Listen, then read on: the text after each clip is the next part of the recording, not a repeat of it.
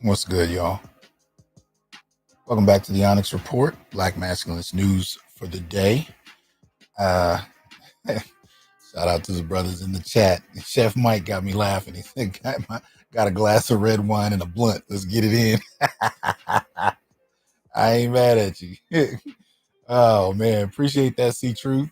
Says good evening. What's good? Got a number of brothers already in here. What's up, Malika? Indigo, what's going on? Kiel, what's happening? Ron, Aaron, Spain man, what's going on? Yeah, man, we're gonna get one in. What's up, Floyd? Man, yeah, we got to get it in real quick.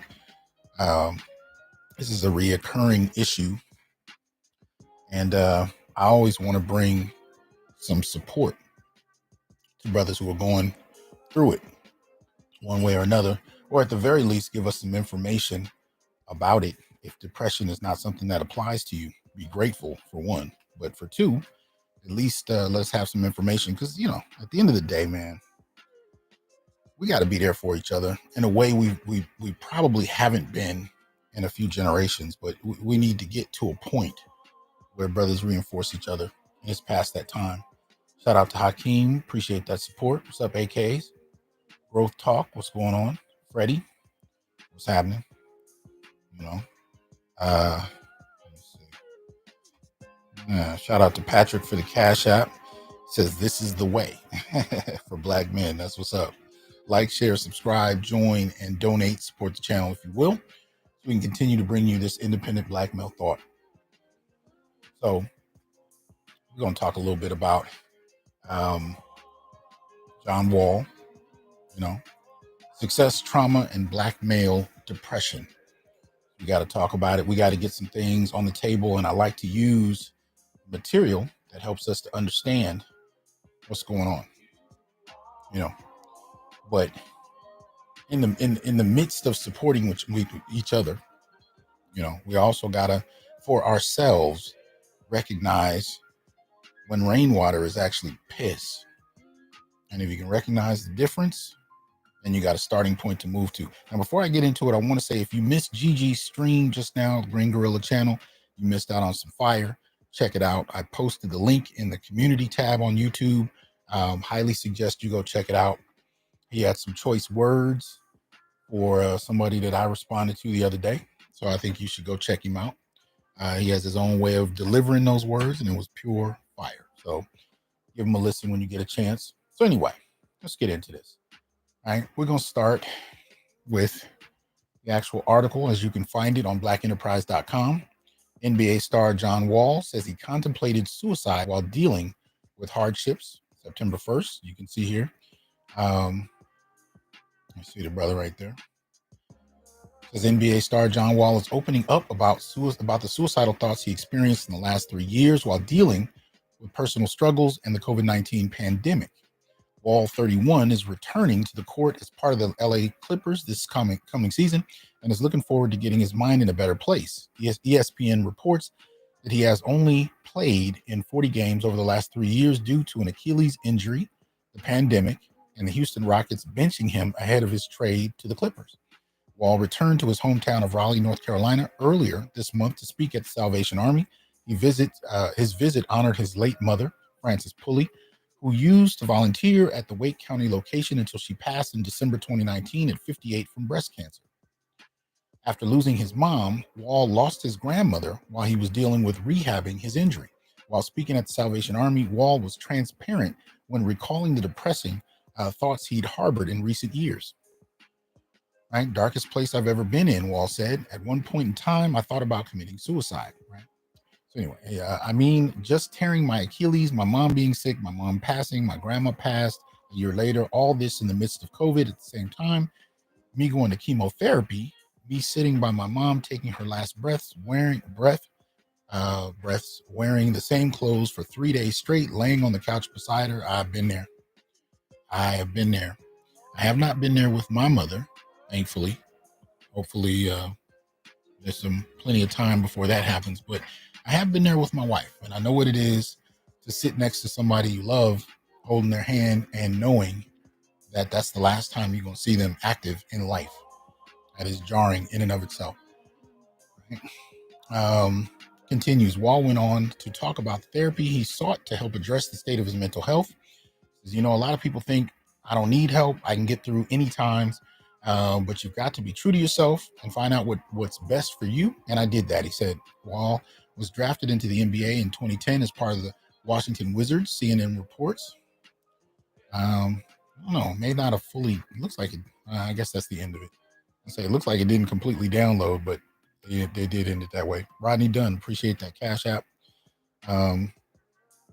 Yeah. So Wall gives us an opportunity to talk about Black male depression and to do so without having to be dismissive, without having to be patronizing, much like we saw with the therapist in the last few weeks that we've been critical of on this channel. And she makes an appearance today, as a matter of fact. So we're going to talk a little bit about that. But before we do, I wanted to share something else. It's going to be, let me see, make sure my system will allow me to do it. Because it doesn't come up here. All right. So we'll just have to do it online. Sometimes. All right. So there's two pieces that I wanted us to look at. All right. This is the first one. MLR, appreciate that support. Shout out to you, James Prosper. Appreciate that. So this is the first piece I want us to check out, right? It's called Brother, You're on My Mind, Fact Sheet on Depression and Stress in Younger African-American Men. Right? Let me see. When was this one dated? Okay. And everything's freezing up. This is frustrating. Anyway, there's just a couple choice bits I wanted to get to on this, just to highlight some important factors in regard to depression and Black males. So let's start here, right? So in this particular document, I'll have all the links in the description for you soon. It says among men aged 18 to 44 who had daily feelings of anxiety or depression, non-Hispanic Black and Hispanic men, 26.4%, were less likely than non-Hispanic white men, 45.4%, to have used mental health treatments. Continues from there. It says suicide is the third leading cause of death for African-American males ages 15 to 24. Right? African-American men ages 20 to 24 have the highest suicide rate among African-Americans of all ages, male and female. Right? African-American teenagers more likely to attempt suicide than others. So you see a number of the things here. But what I really wanted to focus on is this one here. Right? Third leading cause of death is incredibly important. We need to be aware of that. But the highest suicide rate of all African Americans across age, age and sex. This is ridiculous. And we have to fight to have discussions about Black males without being attacked, without being dismissed, without being treated as if the only reason we're having these conversations is strictly about attacking women. And it isn't. Here's another one. And I had these all marked up, but apparently what I wanted to show you doesn't come on screen very easily. So that's why it's kind of thrown me off. I already had this pre-prepared, but anyway. So this is another document I want us to take a look at. This one I did a presentation on back in January, dealing with Black men and youth suicide. So this is yet another one. And this is summer 2021. Right? And you can see there, it says, when examining rates of suicide among Black youth by gender, 164 adolescent females and 609 adolescent males died by suicide in 2017. Between 1991 and 2017, suicide rates increased by 73% for Black youth. And injury by attempt increased 122% for adolescent Black males. These alarming rates continue to rise from year to year among all youth, but particularly Black youth. Right? And over here, see where it says, there we go. Findings of this study reveal that Black female adolescents had a higher rate of reporting suicide ideations compared to Black male adolescents. What does that mean? To me, it means that we need to better not only familiarize Black males with the options available to them in terms of support, but let it be known that it is okay to get it. And I don't think anybody can quite deliver that message to a young man like older Black men. Much of how we've been socialized is around what we call John Henry ism, right? Where we sacrifice and work ourselves to death, which has really been going on since the onset of slavery. But at a particular point, we have to actually learn how to accept support. We have to learn how to actually give direction to some of these younger brothers so that this does not continue the way it has been. Because this is highly problematic. Here's another one here. I'll just situate this conversation. Black adolescent boys are more likely to suffer from an injury due to a suicide attempt from lethal weapons, and suicide-related hospitalizations for Black youth have also steadily increased from 2008 to 2015. Right? This is what we're looking at. What these boys are grappling with, right? And of course, that extends to men. So John Wall is not alone. He's dealing with issues that are very much related to what Black men experience as a whole. And coming from an NBA player who most imagine as a well-off, rich guy should be able to be okay. But trauma can hit any of us. And there aren't many resources for Black males to be able to actually receive support and not be shamed or attacked for doing so, which was the whole point of addressing this whole question around the Black therapist that got on. There's been others before and after her. I've talked about them on the show that have continued to shame and attack Black men, even those who are trying to get support. But she makes her way into this conversation again for a whole nother reason. Now, I have been having some sound issues with my show. So yet again, I am going to need your support. I need to find out from you if you can hear what I'm about to play. So I'm just going to play a couple of seconds of the beginning, and I'm going to wait to see if you guys can give me some ones in the chat if you can hear it. So I'm just going to play a few seconds just to see if we can hear it. So here we go. So for the people who think I'm down bad, I'm not. So give me some ones in the chat if you could hear that. All right, now we're back on track. Thank you. Now we're moving. All right, so let's check out what the infamous therapist, Bree, has to say now. A bitch is fine. Like, a bitch is chilling. I'm really gonna take this time to get back to where the fuck I need to be mentally, I guess, spiritually, physically, because this shit's taking a toll on me. And how the fuck am I supposed to provide y'all with that fire if I'm about to jump off a fucking bridge? I can't. I definitely just want to end by saying the latter part of the last 2 years, I have been actively suicidal, still pushing out content because I just felt like, somebody needed to hear it. But I'm just not going to sacrifice my mental health anymore for this shit. Like, I'm not going to do it. Wait a minute. So in the midst of what you call inspiring Black men to get help, you shame them, you dismiss them, dehumanize them, and how you talk about them, but you yourself are dealing with suicidal ideation. And you actually believe that's the best way to talk to people who may need help. And it's hard enough for Black men to seek out help, let alone get quality support. Most particularly because the way we've internalized a very brutal and problematic and dehumanizing form of feminism, most particularly in psychology, that frames men in general, and most particularly black men, as violent, criminalistic, and problematic. That has been so deeply inculcated into the field that it's seen as normal and acceptable, which is one of the reasons why there's so many of these therapists that can talk this way about men and black men in particular. It's how they've been trained. It's a given that black men are these oppressive patriarchal beings that need to be attacked. You mix it with not only white feminism, you mix it with a good helping of black feminism, and it becomes par for the course. It doesn't even cross your mind that anybody would take issue with those opinions. That's why they're so quick with the mouth. That's the training. But when she is dealing with suicide, that's not a problem. When men are dealing with it, mainly it's because, they're too afraid and too incapable of emotionally connecting and articulating what they're going through, which is absolute bullshit. John Wall demonstrated that he could speak up and articulate what's going on with him. But it doesn't change the fact that he's reminiscent of scores of black men and boys who are going through something very similar.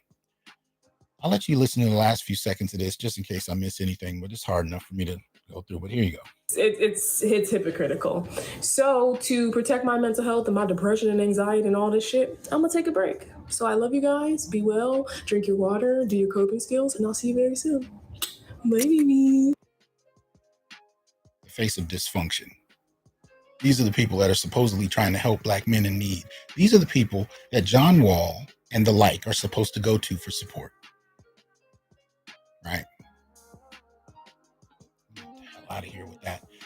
But there is a voice, and black men have been speaking it. There's something else I want to play, but yet again, I don't know if it will play, so I will rely on you all once again to tell me if you can hear what I'm about to play.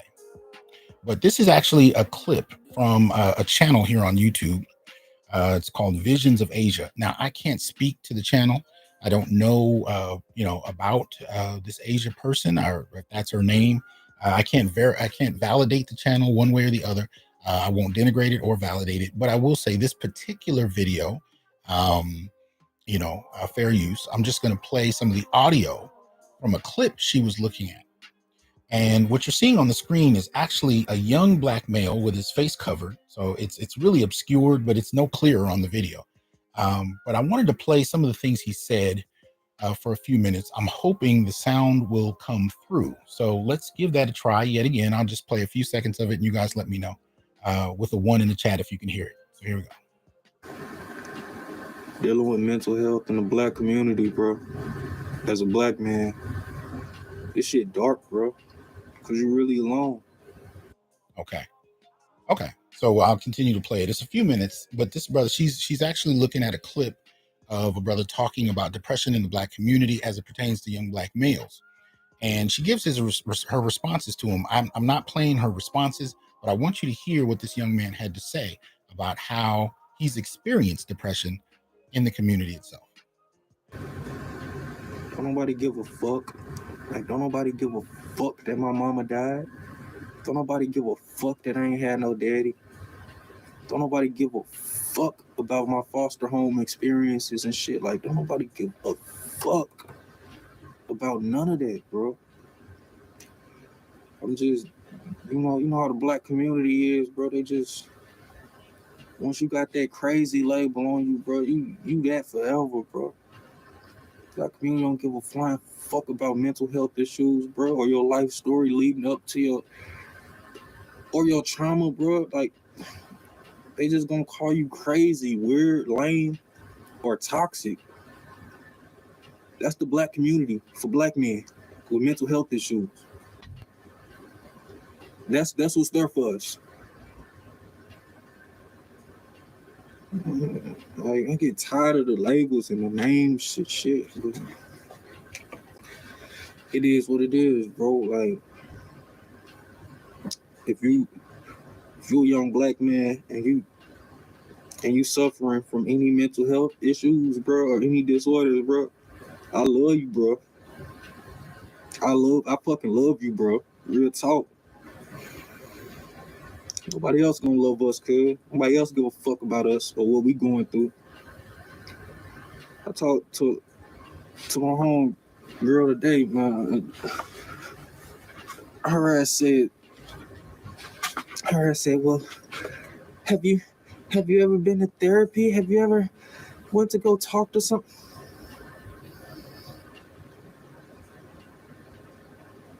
Like, we need some warmth and some fucking love in the black community, bro.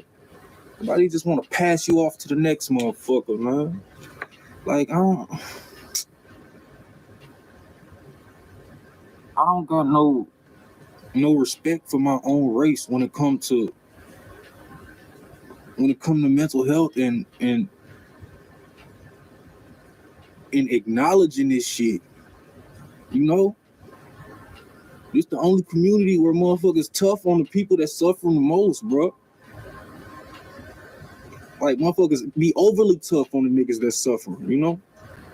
But anyway, man, I'm gonna end this shit, bro. If you a young black man, if you any age black man that's suffering and feeling alone, man, I love you, bro. I love you. And self-love is key, bro. Like, I be feeling suicidal and shit, and look, the second I do it, like, the world just gonna keep spinning, bro. Like, then it's gonna be another little nigga that look just like me going through the same problems, bro. No mama, no daddy, ready to kill himself, ready to crash out and kill somebody else. I'm sick of this shit, bro. Nobody to help.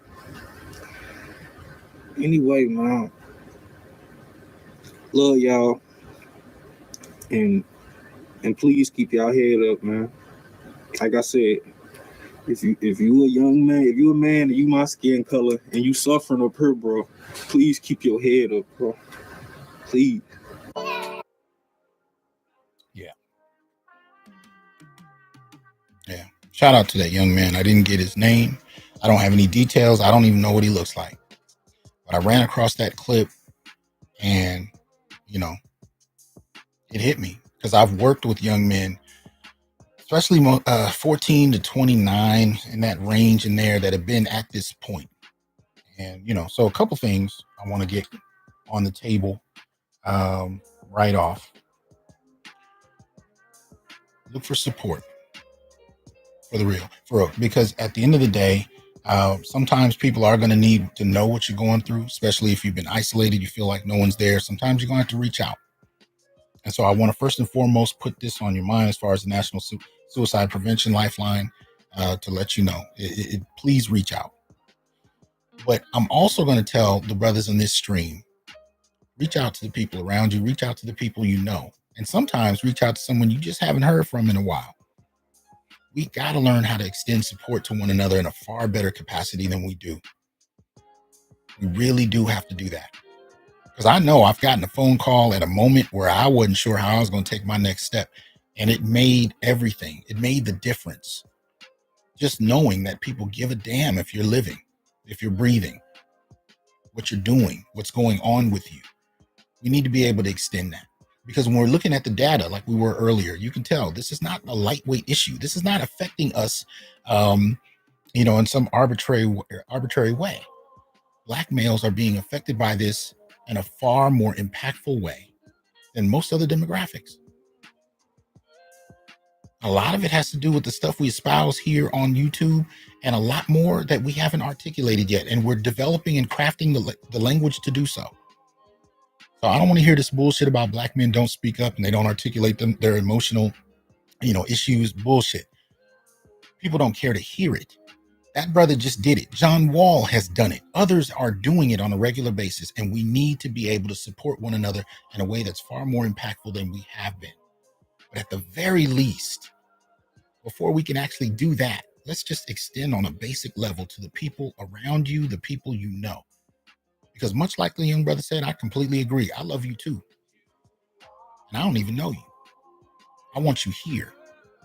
Because and I quote this all the time because it really hit me at a low point when I was probably about 20.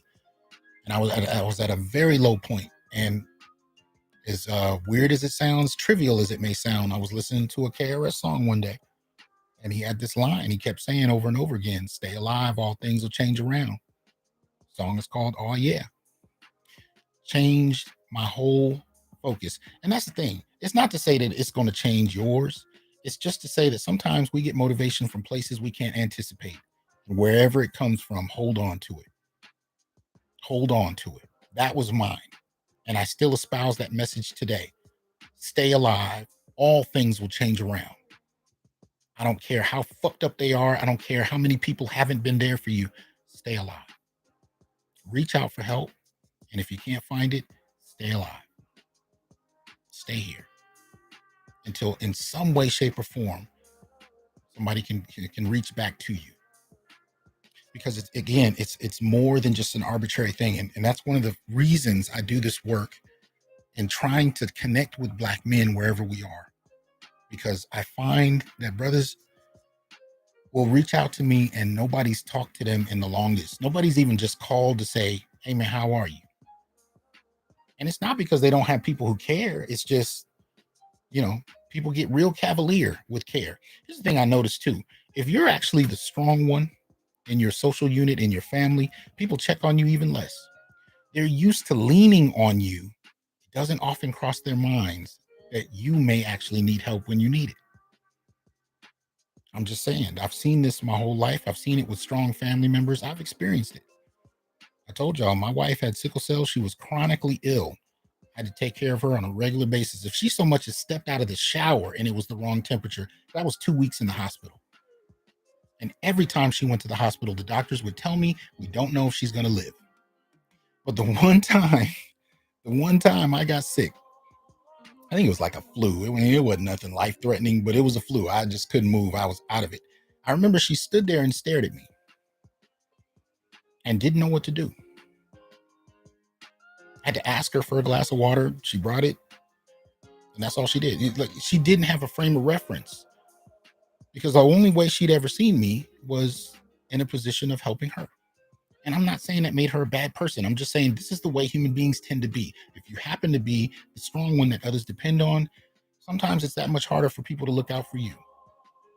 Now, that's obviously not the only kind of brother I'm talking to today, but if that is something you're grappling with, be mindful. That's just another dynamic of how things go. And I just want you to be aware of that. We care. There are brothers out here that care. There are people out here that care. You can hear my voice.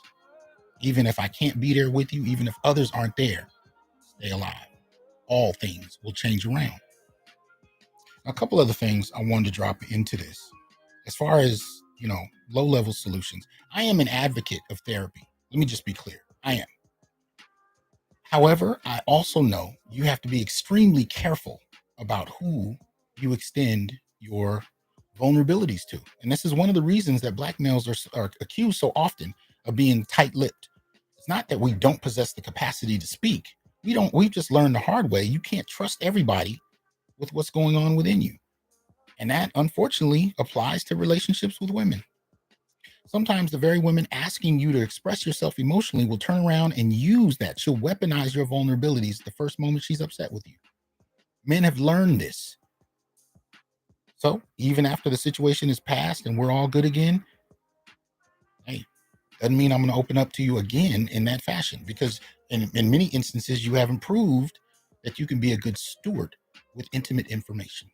Even if we're married and we decide to stay together, I can't trust you with what's going on with me. And once men learn that lesson, you're going to have a hell of a time getting a brother to open up. So when you're looking for a therapist, it tends to be the same kind of deal. And I would warn you, as a Black male, if you're going to find a therapist, look up their research. Look up what they've written. Look up how they've studied, what they've published. Pay close attention to that. And I hate to be generic about it, but sometimes you just got to be. If you see Black feminists anything, move on. I don't care if it's a male or a female. Move on. I'm not saying a Black feminist can't be supportive, but I mean, this is a short conversation with thousands of men across the world. So there's just going to be a certain amount of nuance we're not going to be able to get to. So I warn you, find somebody else. Find somebody who demonstrates the capacity to appreciate that as a man, and let alone as a Black man, you're a human being. You'd be surprised how many people don't pass that qualifying, question. You'd really be shocked. And you don't want to find that out after 4, 5, 6 weeks of therapy, that this person that you've been bearing your soul to doesn't really see you as a human being. They see you as a human doing. They see you as only existing to serve and advance, others, most particularly women and girls. You are an object. And if you are bearing your soul to someone who sees you as an object, the advice you're going to get is really not going to be in your own service. I mean, even if you remember the therapist, when I played some of her early videos, when she first started talking about Black men and what they needed to do, when she apologized after, people attacked her online, she came out with the fake crocodile tears and she was crying. If you listen closely, there's a point where she says, we need you to heal because Black women need you.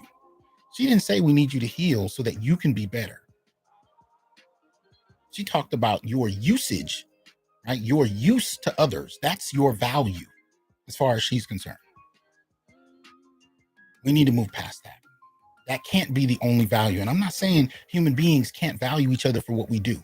That's just part of the human experience. But it can't be the only thing. It can't be. On the very base level of being human, somebody had to extend care to you simply because you existed for you to get at this point. And for you to turn around and deny that to others is bullshit. We all need to be reached out to touch and connect with others, not solely for what we do, not as some form of competition, but simply because we exist. There needs to be that on a human level at some point. You need to have relationships in your life where you can actually have connection simply because of who you are and who they are, right? My boys, I'm not waiting for them to do anything for me. I'm not valuing them because of what they can get for me. I'm not, none of that. We're there for each other just because we love each other. And I don't got a problem telling my boys I love you. I don't got to follow it up with no homo. I don't got to do none of that. I love them. If I love you, I love you, which is why I'm telling you I love you. It is what it is. Because sometimes we need to hear that shit. Because nobody else is going to say it to you. Even the people that claim to love you. Sometimes they won't give you that when you need it most. We need to learn how to get that to each other and be a resource to one another beyond just the material. There needs to be a different level of supporting one another. Because sometimes a well-placed, what's good with you, man, means the world. You don't know how the next video, the next phone call, the next text might be the very thing that keeps somebody else alive. You have no idea what people are going through. None. So there's a couple things. Therapy, I'm an advocate for, but be very careful who you choose. I'm an advocate of finding Black male therapists, but we know there's a dearth in the number of those. So, do the best you can, but look closely for those questions in their research, and I don't know if they've done dissertations or thesis papers. Look very closely at what they're talking about, what they espouse, what their values are, especially in terms of gender, and choose accordingly. On a more subtle level, develop what I call a peace ritual. Something that brings you peace on a regular basis. Something that you find a release in doing. Now, somebody sent me this earlier today, and I don't want to disrespect him by sharing something without his permission. I don't think he'll mind. So I'll see if I can at least share this. He sent me this out of nowhere. Right? That's what he sent me. And he didn't give me any pretext. He just sent it to me. So I was like, yo, what's the deal? He said, well, every now and again I get in the car and I just go out to the woods. I don't give a damn what your peace ritual is. I don't care if people like it, hate it, as long as you're not hurting anybody, right? I don't care if people dismiss it. I don't care what it is. I don't care if it's collecting transformers. I don't care if it's walking backward on the street. I don't give a damn if it's driving to my peace ritual is I'll drive 3 hours out just to watch the setting sun at a beach. That brings me peace. Meditation, of course, helps, but sometimes you got to shake it up. Do whatever you need to do to stay connected. I don't give a damn what anybody else says about it. If you need it to keep breathing, you do it. And if you don't know what that peace ritual is, ponder on it. Experiment with it until you find it. And when you find it, don't give it up for no one. You practice it whenever you need to. But you need to know what it is. So that's the first thing I would say. Find your peace ritual. I guess that's the second after therapy. The third one is definitely reconnect with a support base. You got to develop your support base. It is what it is. There's therapy on one level, but sometimes the social network is important. Figure out what that is. Figure out who you can exchange support with, who's willing to reciprocate, who's willing to receive. You know what I mean? Figure that out. You need to definitely do that. But at the end of the day, I can't tell you enough how important this is. I need you to know that. I really need y'all to understand that, because when I think about it, statistically speaking, somebody somewhere is going to take their life simply because they didn't feel like anyone else was willing to be present. And I need you to stay alive long enough for things to change around. Now, we had a couple people extend some things. Brother Aaron Peters, thank you for the support. Says scholarship tax. Much love, bro. Timothy sends some support. Says your message is deeply needed, Doc. During my marriage, my ex used sensitive information in a public setting, shared with her in confidence. Absolutely, that's a violation unto itself.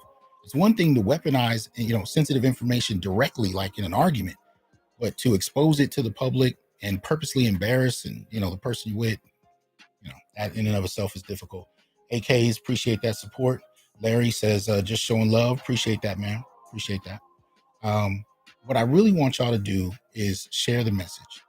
Now, share the video. If you don't want to share the video, share the message, but extend yourself to somebody who may need to hear it. Straight up. Anyway, I love y'all. I hope y'all have a good one. I'll holler at y'all soon. Peace.